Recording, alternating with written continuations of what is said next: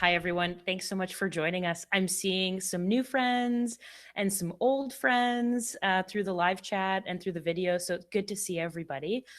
So as we get started, we all know why we're here. We're going to hear from some incredible panelists who are paving the way for queer businesses in our community. And I can't say how excited I am to hear from them. So without further ado, let's jump into it. Why don't we get the panelists to just share a little bit about themselves, what their business is.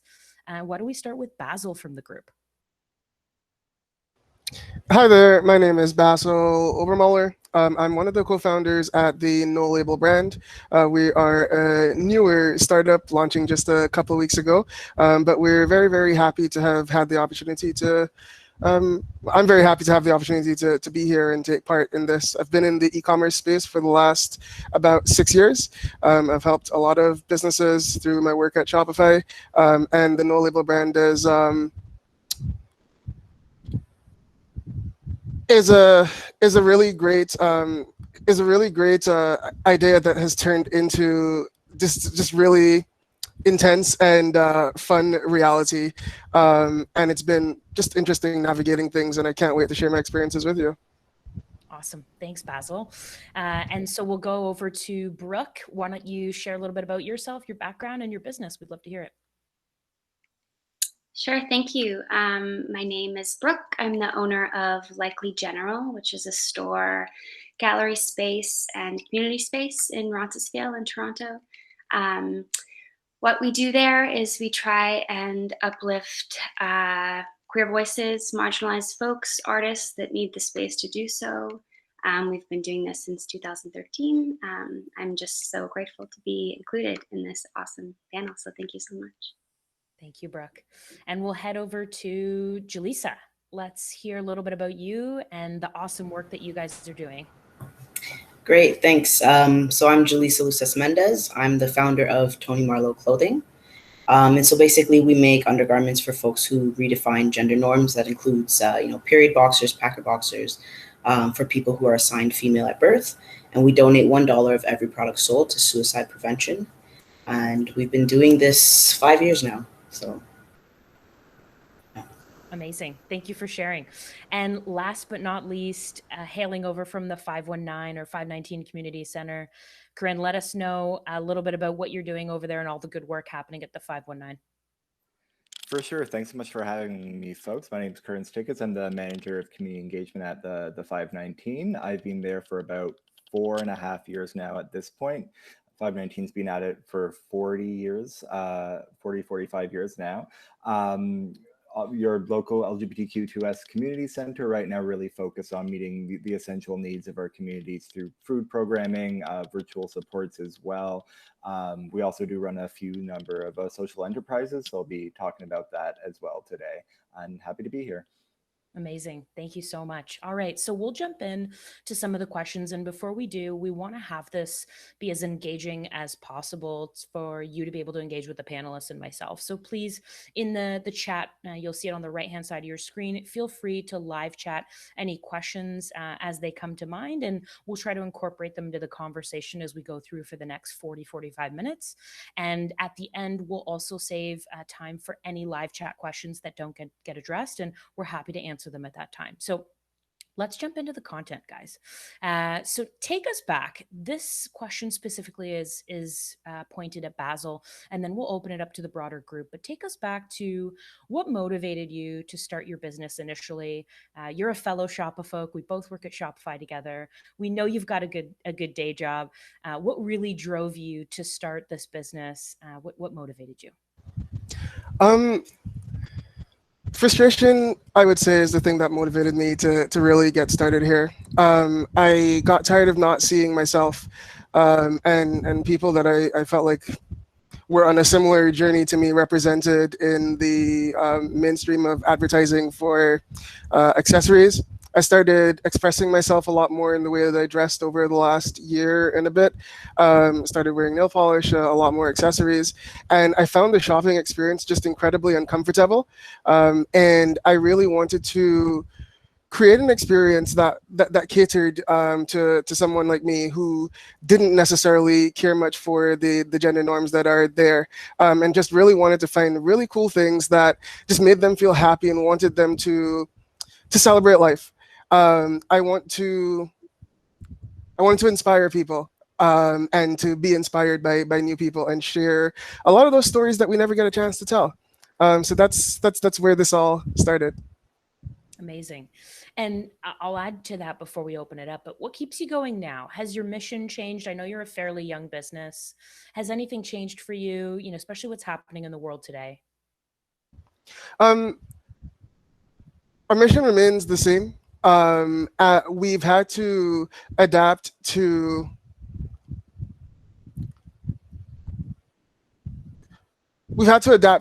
COVID, launching a little bit differently and earlier, with less done than we had hoped, and a lot of it has just been, it was COVID, and that's been a thing for a while. That's been having an impact on things like photography. And then with the Black Lives Matter movement, like really taking a step up, the same time that we were launching, that really took, it really made me question as a Black man, like, what is it that we're going to use this platform that we have for? How are we going to make it clear to everyone, how we stand as a business, and what we stand for as people right now, and it kind of made us really clarify that and take a stand, around those things from the beginning of our business.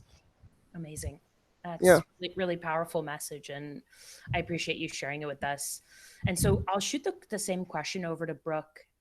Take us back. What motivated you to start your business?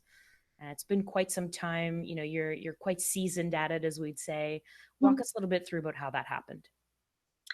Yeah, I think initially it was an idea brewing for some time, having to do with passion. I went to art school and I didn't really see myself there. It was very awkward for me. It was very awkward for a lot of other people that I communicated with, and having to navigate the art space, it's very white male, cis male centric. So I wanted to create a space that was open and broader, and allowed for more opportunity for, yeah, as Basil said, people like me and people like him and people like we. So that's where it began. Yeah, and that's how it continues over the 7 years, and as it grows and changes. Amazing. Mm-hmm. And so has anything changed for you? Same sort of angle there. Has anything changed in relation to what's happening in the world today? Or does that message still stand true of the motivation? It's still the same. We've had to pivot online a lot, and I've had to learn a lot in that realm. We had a website, but I didn't really utilize it like I should have been. We've been really focused on the brick and mortar, building a community space, having an art gallery, and hosting workshops and talks. So having to pivot those online, it's a bit of a new challenge for me. I'm not very good at doing this, so it's that's been like a big stepping point for me for sure. Yeah, amazing. And I'm excited to get into some of that a little bit further here in the discussion, because I think a lot of people on this session want to know, how have you guys pivoted? How has the group made changes to their business to survive and reach our community? So we'll get into that in a moment. Jaleesa, what about you? Powerful message in your brand. Take us back. What really motivated to get you started? Honestly, I didn't have underwear, but that's the short answer. No, I was working on another business. I decided to close it. I lost that passion, and when I looked at my ideas, my list of ideas, this business was the most timely. Like, people were starting to talk about trans issues, unisex, gender neutral clothing was like the big thing in fashion. But they were just basically oversized men's clothing. So, it was a good time. But the real issue was that I wore men's boxers every day. And I also use pads during my period. And those two things don't go together well.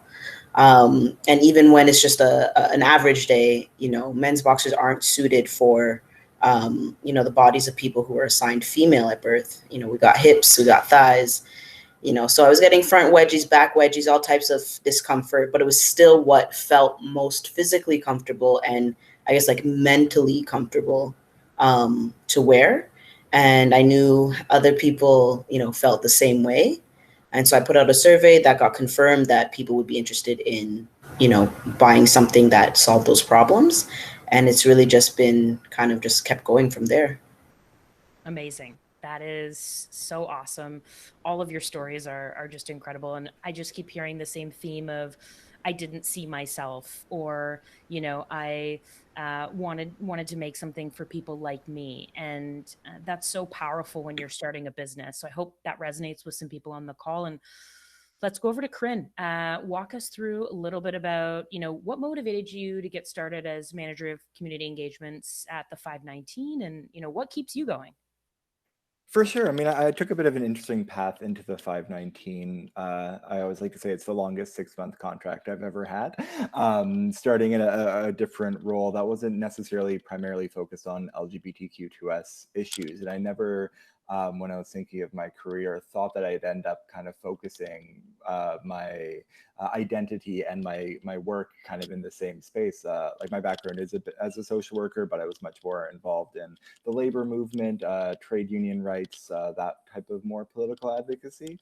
And then within a few weeks of working in a place where folks are queer and trans and non-binary and two-spirit, it's like, well, wait a second, why would I ever want to work somewhere else where we're in the minority? It's very lucky in some ways to be surrounded by folks who share that kind of gender or sexual identity. So to have the opportunity to both do my job while giving back to the community, while working with folks, whether it be in business or in government or what have you, folks who are on the street or folks who are sitting in the C-suite. It's a really unique opportunity to kind of tackle the issues that I think we can either tackle from a business perspective, from a social perspective, kind of all in one place. So definitely feel grateful, especially these days. Amazing. And thanks for sharing that. So let's jump into how have businesses, or how have you and your business pivoted, in light of what's happening in the world? So we'll start back at Basil. Would love to know, what has been the greatest challenge for you since March, or since COVID-19 as a business owner? Walk us through a little bit of that. So I said that I wanted to create a business where like I could see myself in it, and we sell accessories.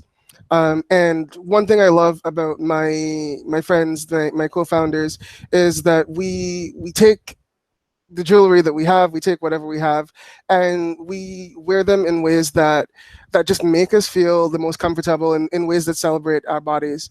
And I wanted to show that to people. I thought that would be the thing that really allows people to connect with our brand. So for me, that was really our big selling point. And then when it came to not being able to get photo shoots organized and like coordinate outside efforts, also while all of this was going on, I was recovering from knee surgery.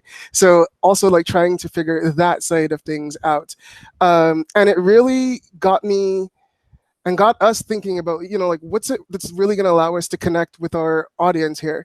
And we did some surveys, we asked questions, we spoke to people to figure out, like what is it that we can actually launch with, what's our minimum viable products here. And we ended up launching with some great photos, from a photographer named Stephanie. She did a really great job, like just taking some photos with us, of our pieces, and just helping us to create the presence that we wanted to create, without having every single thing that we needed. I guess so. It's been a process of reduction.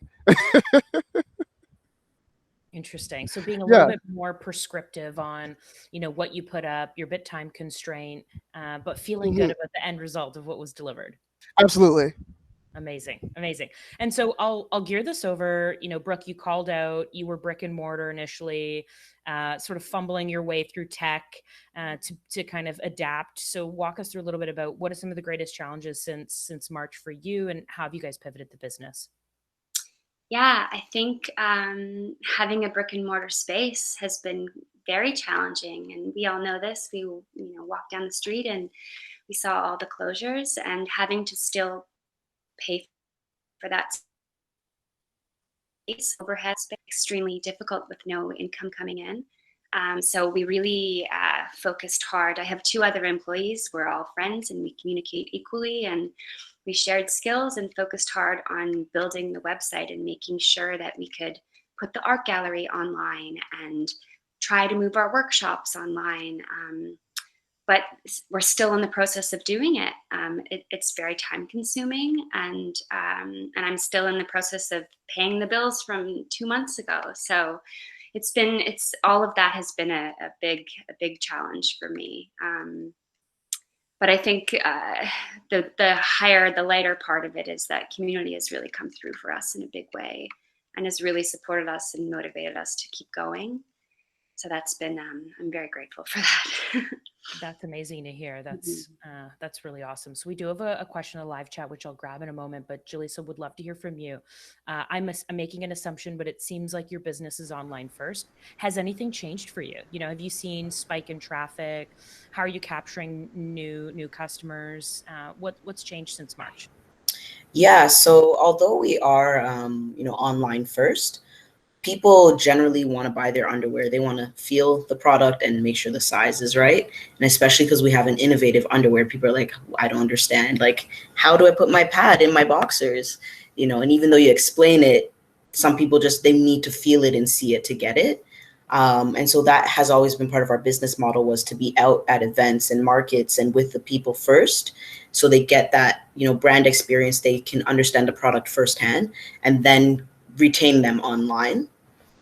So we haven't been able to do that.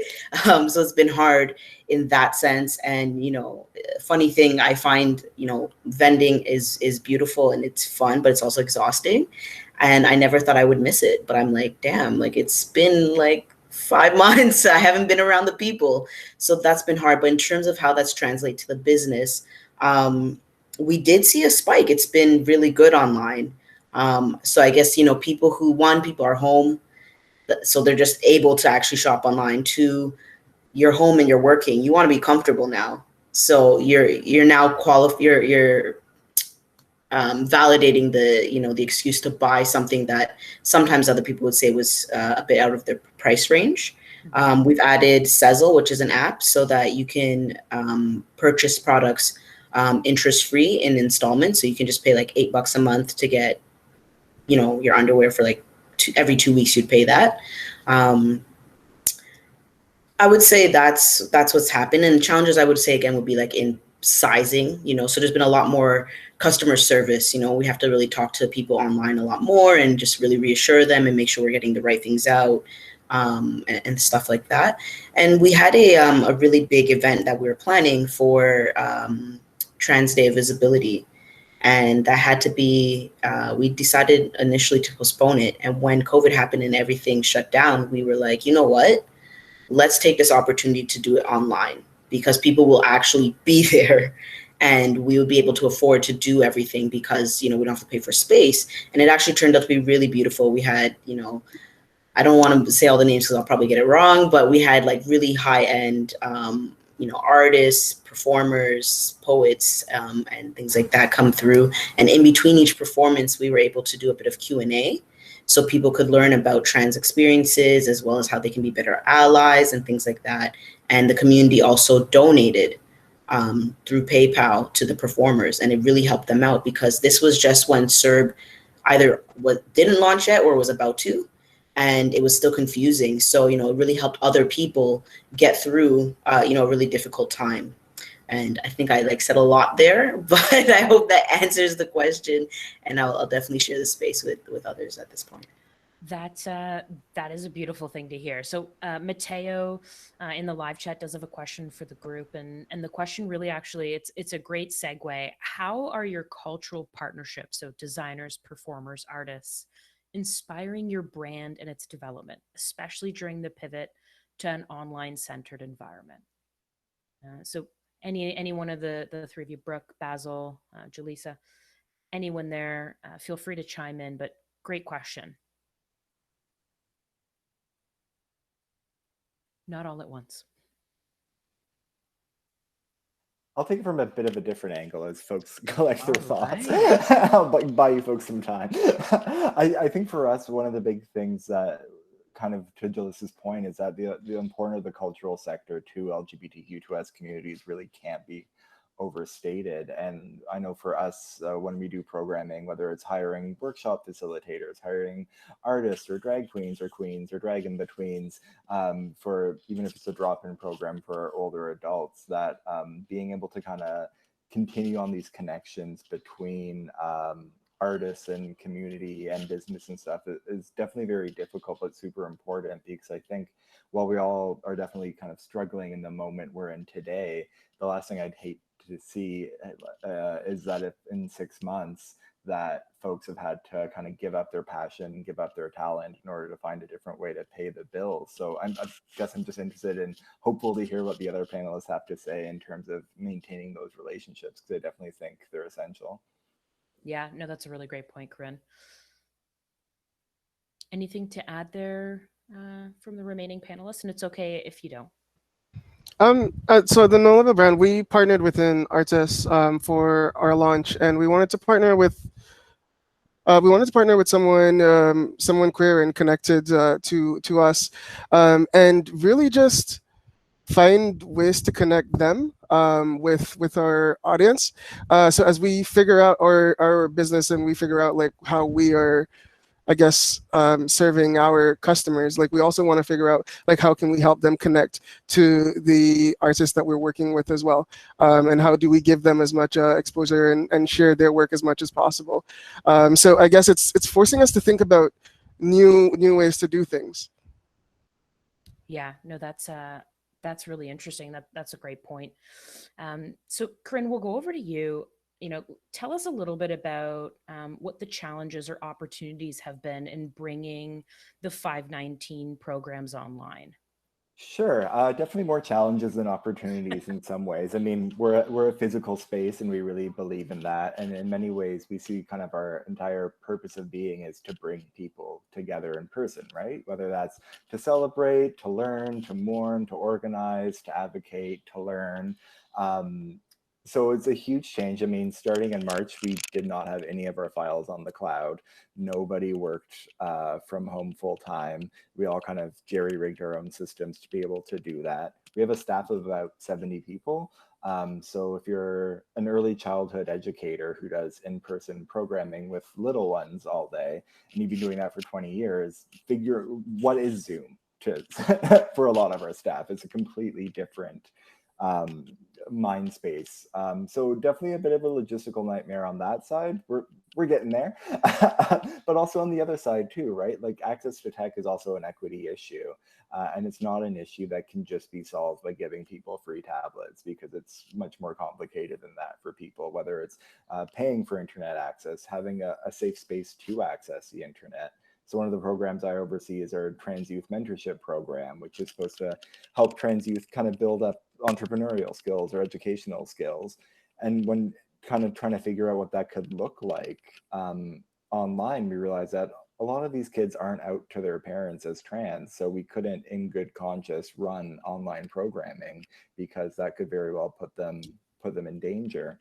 That being said, we have moved a bunch online. So our legal clinic and our newcomer support programs, newcomer support is our largest program by far. We serve about 1,500 LGBTQ newcomer refugees a year. Has actually increased access in some ways, because often we'd have people traveling in from Brampton or Richmond Hill or where have you. So to be able to actually access them more individually online has been good. But I think overall the biggest challenge has been, in some ways, Brooke and Jaleesa spoke to it, is exhaustion. It's really tiring trying to figure out how to reinvent the wheel, with not in that bricks and mortar space, missing the community, touching your products and the like. I think it's just been a really long road for all of us, and peering into the future is terrifying, but also invigorating, I guess you could say. Yeah. And it's a great segue into our next question. And I'll open this up to the group, but would love to understand from like a tooling standpoint or a technology standpoint, did you have to learn new skills? Did you have to invest in new technology? You know, for people on the call that maybe want to start a business of their own, what is, maybe your top 2 to 5 tech or infrastructure investments that you made early on or now to help your business grow and survive? Maybe we start with Jaleesa, if you want to kick us off. Yeah, so I'm not the most techie person, even though I'm the only one on the panel who is online first.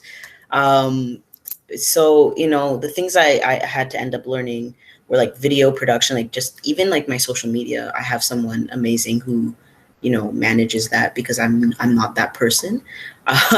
So during these last few months, I've been like just getting refreshed with the tools I already used and like learning about more ways that they're powerful. And I've really been implementing Zoom, Hangouts, Loom, which is it's a Google Chrome extension that allows you to record videos and it'll stay on the cloud and you can make small edits. You can title them, put emojis, and then send those links to wherever you want.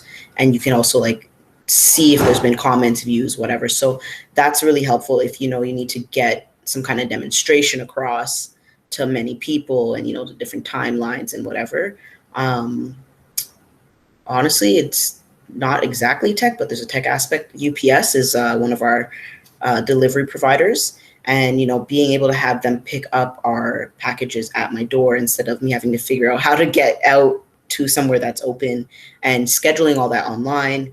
That's actually been really good. Of course, house party. I'm sure we've all had a lot of house parties with our friends on the app, and actually just a lot of old school stuff that wasn't online because I felt I got bombarded. Like we all said, we're a little zoomed out, a little hanged out.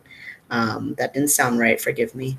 And so just taking it back to just like a regular journal, stretching, journaling, just a good old call, like a regular phone call, a walk with a neighbor.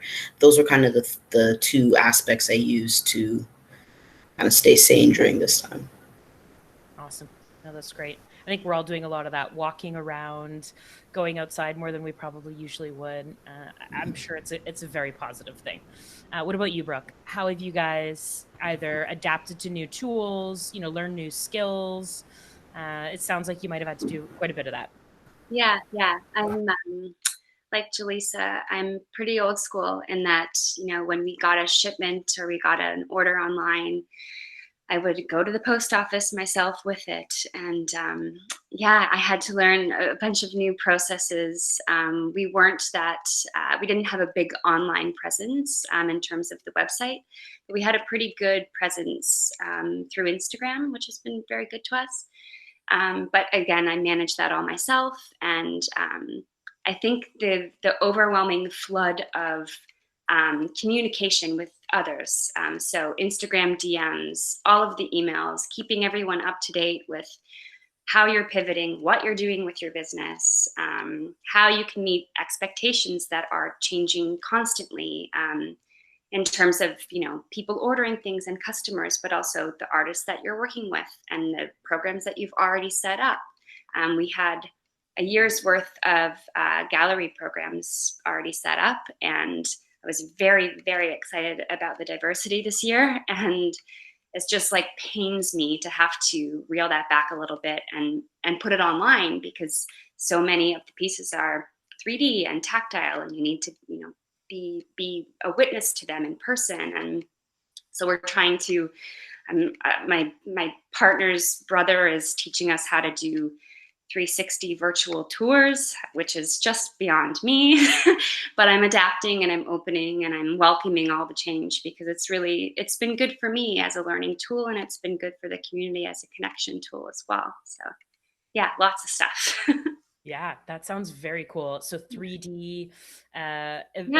ability to walk through the gallery. That is Which amazing. sounds like and creates more access if for other people all over the world and those that might not be able to enter the store for any means. We'll keep it online, not just through COVID, but it's something that I want to do in general, just to create a greater sense of accessibility too. So yeah, I'm looking forward to it. However awkward it makes me feel, it'll be good. It'll be a good shift. Yeah. And the thought there is likely, I had an experience of my own overseas when I traveled. I went into this beautiful gallery. It was community owned, community run. And they eventually, this was some years ago, just migrated online. And now I have the opportunity to reconnect with those people and purchase goods from that community. And I thought, wow, this is really interesting. And so it sort of reminded me of what you guys are doing. What a great experience to come to Toronto and visit at some point and be able to go home and still experience the community and your artists and what you've curated. So that is really cool. And Basil, how about you? You're a tech guru. You're a Shopify guy. You have all the tech. What do we want to share with the group on this call around starting a business? You just did it. Give us the Coles notes. What do we need to know on the tech side? Yeah. Instagram, Shopify, Trello. Three tools I think are like super helpful for getting started. For me, like Shopify in my mind is our home base of operations for where we run our business. Because we're a team, we need organization, we need things to be clearly written down so that things can be handed off between people. And just to ensure that there's that super smooth collaboration, there's 7 of us. So if it was a smaller team, less rigid tools would definitely work, but that communication piece really really helps. Instagram is where our people are at for the most part. So like learning how to meet them there, using Instagram as a casual user is one experience, but using Instagram to manage your business and to connect with your audience is a whole other world. Shopify actually has some really cool courses, which our teammate Shane, he took the course on Instagram, and I was like, can you do Instagram? And he was like, I'll try. And then, he comes back in and he's like, okay, so for Instagram, this is what we need. And I'm like, yes, the course is working. So like, find the course and take it. But like tools like that, I think are going to be really, really helpful. As our team is a larger team communicating through something like Zoom or Google Hangouts, hella important. And, if you are working on something that's a bit more project based, it's a bit more rigid, a bit more in detail, I would recommend something called Rike. It's a really fun tool that I discovered in this process, and it's a project or a product planning tool. It's free for 6 months. They have not paid me, but I find their tool just really, really fun to use, and I figured I could share that with anyone who's looking to manage a team that's working towards a really specific outcome. Yeah. And just as we wrap up the tech side, and we'll jump into some of the questions in the chat, we have somebody asking in regards to driving traffic or ad management for e-commerce store owners. Is there anything that anyone on this call uses that they could share with the broader group panelists? What do you use to drive traffic or ad management to your e-com store, or are those the channels, right? I know that for us right now, when it comes to traffic, that's our goal and what we're working on. And we're strictly working through community engagement on Instagram, sharing things, highlighting people, and having people share us. That's how we're focused on it right now. But definitely looking to move into that ad space eventually. Great. Any others to share? Yeah, similarly, I don't really believe in spending a lot of money on advertisement unless it's for something that I really believe in and it follows our own ethos as well. So I've put ads in zines and magazines that match what we believe in, but mostly it's organic, and it's through community engagement, transparency, being really honest, and meeting people where they are. Pretty much the same over here. We do use Instagram ads, and I would love to use Facebook ads, but they censor us because we're queer. Just said that so in case anyone in the audience has some connection to Facebook, they can help us out. Wasn't actually to jab, but just to get some help. But we have had a few Facebook campaigns that didn't have the underwear in it, and they went really well. And our Instagram ads usually go pretty well as well. But I would say we also really, the focus is, like everyone else said, it's on the organic content. It's the engagement, getting in the comments, going on other people's pages and just starting a conversation there. I do my best to stay on top of the DMs. God bless Cabrina, who takes care of our social media.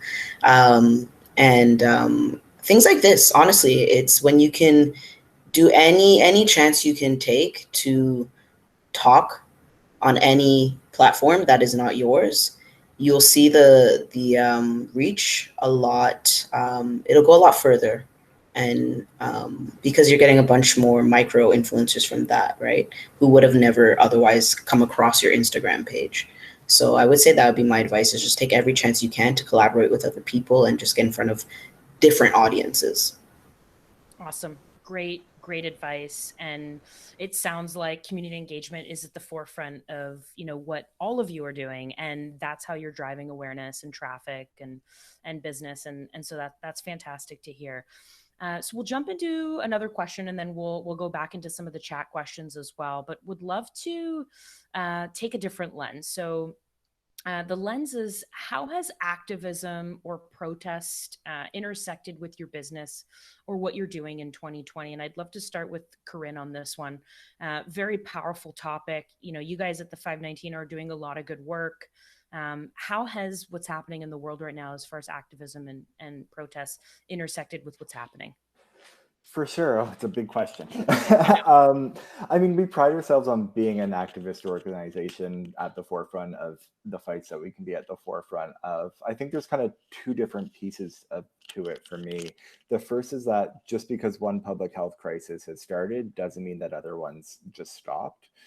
So whether that's the housing crisis, the opiate crisis, the public health crisis that is anti-Black racism, these are things that have continued and have gotten worse because of COVID. So, I mean, for us, we are doing on-site meal services still. We're just about to hit 15,000 meals served this week, which is pretty exciting. But we know, for example, that the rate of COVID among shelter users is 17 times higher the general population rate. So when you look at something like COVID, it's also not just a public health crisis, but it's also a crisis of equity.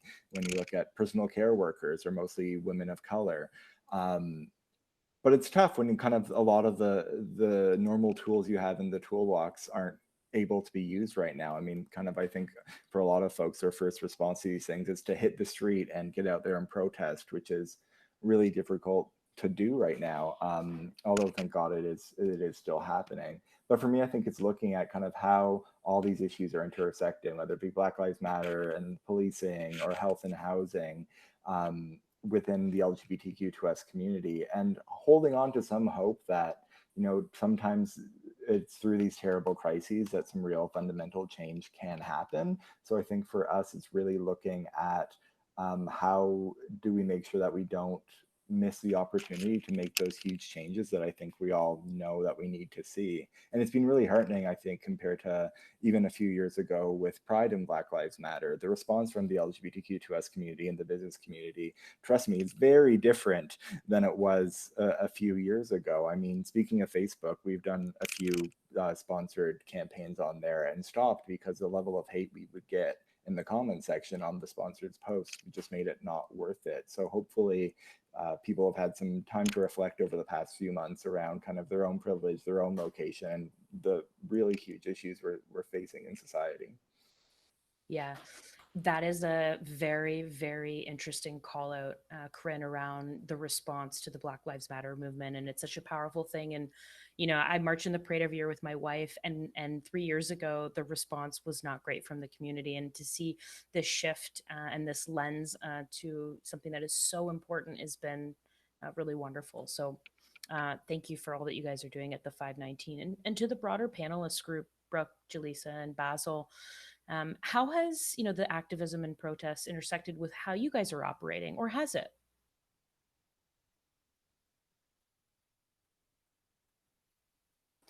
I'm happy to go first on this one, or somebody else, because I've gone first a couple times. No, you go for it, and then I'll go. Okay, all right. So this question's really interesting because I think that for our business, we've really been forced to make it clear that we are a business that cares about our community, that cares about Black people, and like we really, it's like we want to make our or help our customers, help our audience I guess to also connect with our cause. We actually ended up being able to have an opportunity because of the protesting, because of the shift in perspective, where a business that's owned by these two lovely it's a queer couple actually in Hamilton, Ontario, with a much larger audience, but they felt they opened up their platform to us, and they worked with us to help us do a takeover, and really showcase our brand just like a week after we had launched, and just that connection and the ability to connect with their audience and meet new people and talk to them about what we do, and to get a chance to see that our business resonates further with a broader audience. It kind of just reaffirmed for our team that that we are doing the right thing, and that there is space in the market for us, and that people see the effort that we're making and they connect with our cause. Awesome.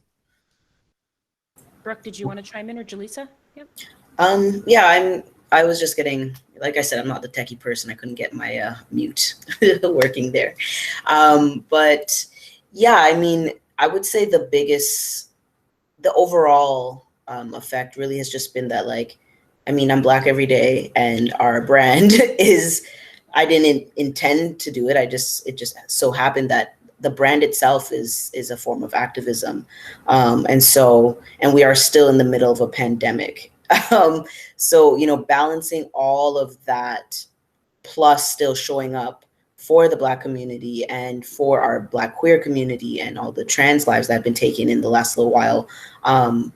I would say it's, for me, it's been more on the digital front line, just kind of online activism, having those hard conversations in person and online, and things like that. And it's tiring, but we have to do it. Funny enough, like Basil said, we have to make it clear that, where we stand, but I didn't realize that I had to do that as a Black business owner. So, just making those efforts to just be like, hey, actually, yes, we're Black owned, if you didn't know. And I completely, and with the Black Lives Matter movement, and just sharing resources, for those people who genuinely want to do better. So that's been kind of our role. And then the way it's also impacted us has been, we're selling reusable masks. People want to go out and protest. People want to get out. It's summer and reconnect. So, we're selling more masks. We're going to start selling sanitizer soon. We've had community members just donate money to us to help with operational cost and things like that. And being put on a bunch of lists, like Black directories and, Black owned businesses or Black queer owned and specific things like that. And so that, of course, has brought more awareness to our brand. So that's been a positive business side effect of it. Amazing. That is awesome to hear.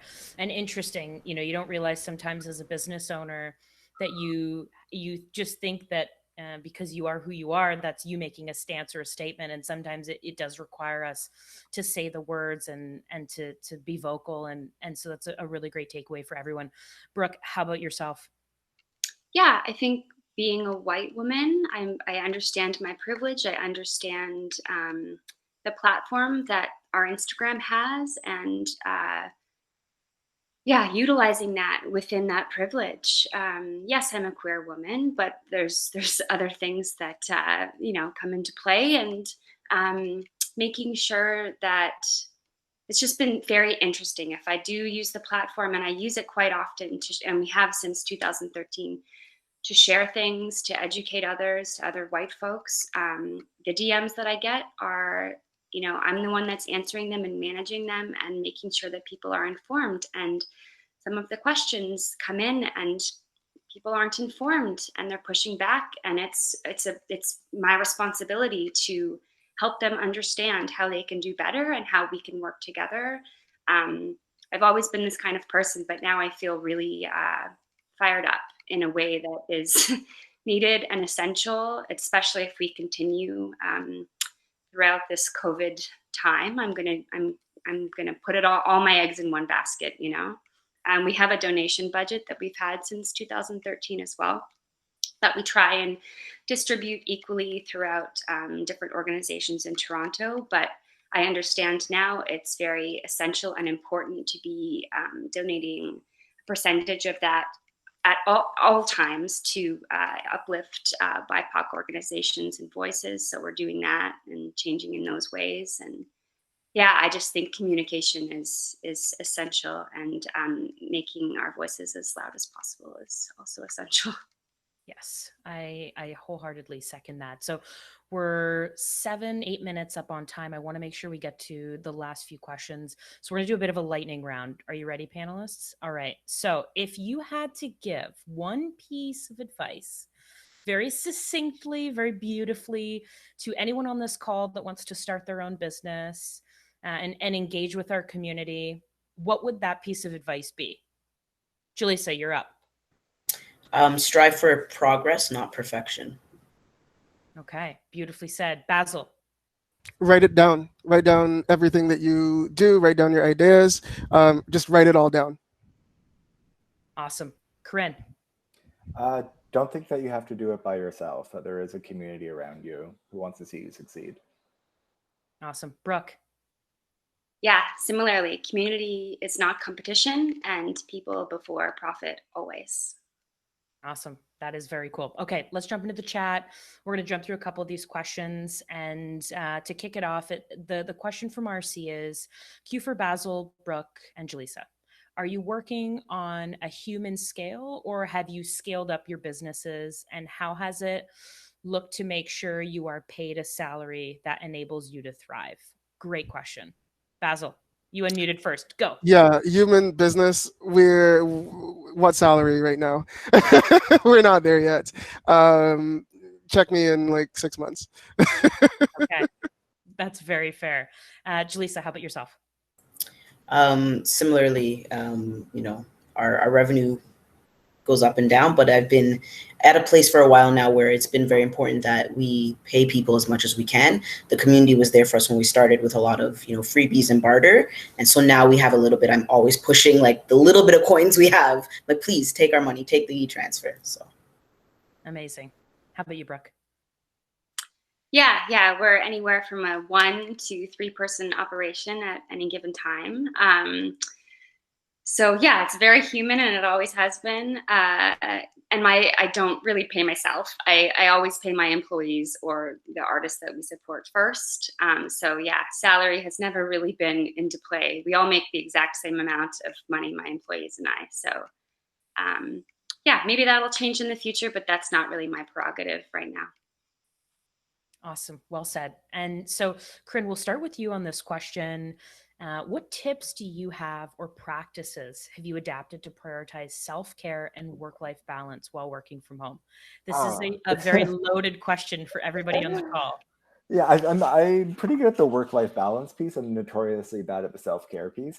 I find for me just like having on the work-life balance one, like the best thing I did was in April was pick up my office chair and bring it home from work. And it's like, this is where I work. This is where I sit. The couch is for living life. The desk is for doing this. I think one of the hardest things for me working in a larger organization is like not having just like that cup of coffee with a coworker, that pat on the back for a job well done after a meeting or what have you. So really trying to kind of keep engaged with coworkers as friends, not just as a like quick email because you're trying to get something done. Outside of that, getting outside as much as possible. I mean, I don't have air conditioning, so working from home right now is absolutely atrocious. But I think, yeah, recognizing that just because you're working from home doesn't mean you're working 24/7. That after this call, I'm not going to look at my emails until tomorrow morning because I don't work from 9 a.m. to 9 p.m. regularly. Well, sometimes I do, but you can't live a life like that, right? So trying to just draw those firm boundaries because the world isn't going to end if you take a night off. Yeah, and some of you may be doctors on the call, but I always say to my teams, listen, we're not saving lives here. We're helping merchants be successful and drive revenue. Totally different scenario. Log off at 5. I call it bookending your day. Do something that starts your day, whether it's a walk. I used to get in the car and have my coffee, and that was my thing. And now it's changed to walking the dog. And they, at the end of the day, do the same thing, whether it's cooking dinner, having a glass of wine, or unwinding. So, really great insights. So, we've got 3 minutes left. There's no more questions in the chat. I want to take a moment to just add some closing remarks. First of all, thank you everyone who's joined and participated. Overwhelming sense of community in this group, and we really, really appreciate it. So on behalf of Venture Out, our panelists, myself, thank you so much for taking the time to tune in and to join us. We hope that the stories and the journeys of these incredible queer business owners, makers, and non-for-profits resonated with you and maybe even inspired you a little bit. So if you're looking to start up a business, I'm selflessly plugging myself in here. Reach out to me, reach out to Basil. We can help you get started on Shopify. And to the community and allies, we wish you an amazing Pride Month, and we hope you'll continue to invest in yourself this week and join Venture Out Digital Skills Pride Week festivities as they keep taking place. So thank you so much. Head over to the Venture Out website to sign up for any other talks happening this week, and happy Pride Month. Thank you for tuning in, everyone.